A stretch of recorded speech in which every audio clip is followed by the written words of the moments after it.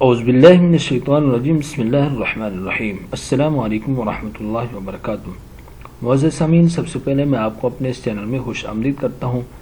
سامعین، آج کی اس ویڈیو میں ہم انشاءاللہ اسم القہار کے 8 فوائد آپ کو بتائیں گے۔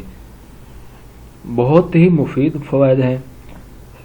سامعین، اگر آپ میں سے کوئی بھی شخص ہم سے آن لائن قرآن مجید پڑھنا چاہے تو ہمارا نمبر اسکرین پر موجود ہے، آپ اس نمبر پہ رابطہ کر سکتے ہیں۔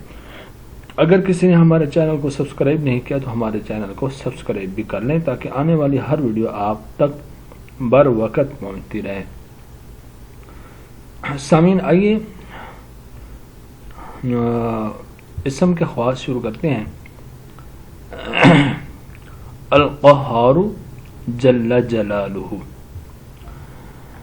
پہلا اس کا فائدہ یہ ہے کہ جس شخص کی کوئی حاجت ہو وہ اپنے گھر یا مسجد میں سر ننگا کر کے ہاتھ اٹھا کر 100 بار یا قہار کہے، انشاءاللہ اس کی حاجت پوری ہوگی۔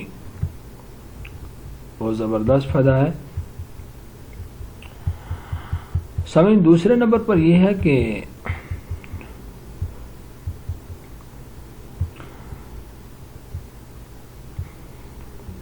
جو اشراق کی نماز کے بعد سجدہ کر کے 7 بار یا قہار پڑھے گا، اللہ تعالیٰ اسے غنی فرما دے گا۔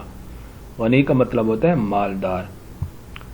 تیسرے نمبر کا جو فائدہ وہ یہ ہے کہ جس شخص کو دشمن سے خطرہ ہو وہ سورج نکلتے وقت اور رات کے آخری حصے میں دشمن کی ہلاکت کے لیے 100 بار یہ پڑھے، یا جبارو یا قہارو یا ذل بطش شدید، پھر کہے خود حقی ممن ظلمنی وعدا۔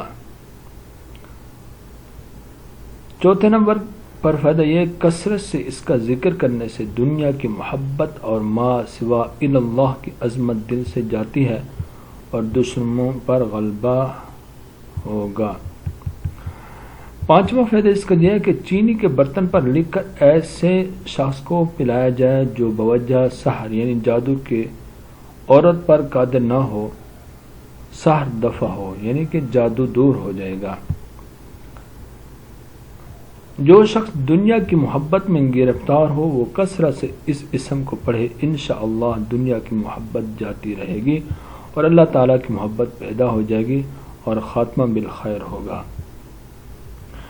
سامعین، 7ویں نمبر پر فائدہ یہ ہے کہ جو کوئی کسی ظالم سے ڈرتا ہو وہ اس اسم کو فرض نماز کے بعد 306 بار پڑھا کرے، اللہ تعالیٰ اسے امن اور امان میں رکھے گا اور دشمن پر غالب ہوگا، حاکم مہربان ہوگا اور خوف دل سے جاتا رہے گا۔ سامعین، 8ویں نمبر پر اس کا جو فائدہ ہے وہ یہ ہے کہ جو کسی مشکل کے واسطے اس اسم کو 100 بار پڑھے مشکل حل ہوگی۔ اور 9واں فائدہ بھی یہاں بتایا گیا ہے کہ یہ کہ دشمن کو مغلوب کرنے کے لیے فرض اور سنت کے درمیان 100 بار اس اسم کا پڑھنا بہت مفید ہے۔ امید کرتا ہوں کہ آپ کو یہ وظیفہ بہت سمجھ آ گیا ہوگا، پسند بھی آیا ہوگا۔ مجھے اپنی دعاؤں میں یاد رکھنا۔ السلام علیکم ورحمۃ اللہ وبرکاتہ۔